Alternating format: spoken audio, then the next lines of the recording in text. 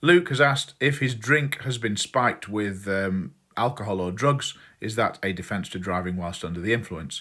The first thing to say is that in these circumstances, if you're over the limit, then you would probably be charged with driving whilst over the prescribed limit, either for drink or drugs. Having been spiked is not a legal defence. So the offence is driving whilst you're over the prescribed limit. So you would still be over the prescribed limit and you would be guilty. But sometimes spiked drinks could be a what's called a special reason. Now, you would have to prove yourself on the balance of probabilities that there was a special reason. A special reason is a mitigating or extenuating circumstance related to the commission of the offence, which the magistrates ought to take into account. And if the magistrates agree that there was a special reason, then they don't have to impose the minimum 12-month driving ban. They could impose a shorter ban, they could impose 10 penalty points, or they could give you no penalty on your driving licence at all. When I say you would have to prove the special reasons, there are probably three stages really that you'd have to go through to prove that. The first thing you would have to prove is that your drink had been spiked, and you would need to do that with evidence. You can't go to court and say, I think my drink might have been spiked.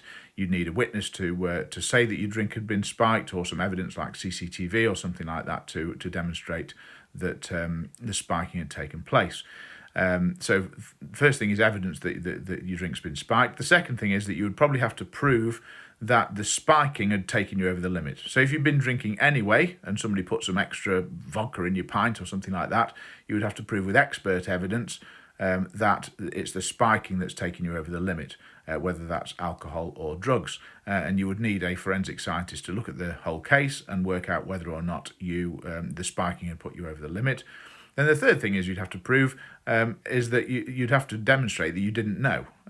Now, one thing that's quite often said to people whose drinks have been spiked, well, you've been drinking anyway, and you were well over the limit, so you should have known that that you were drunk or you'd been affected by drugs.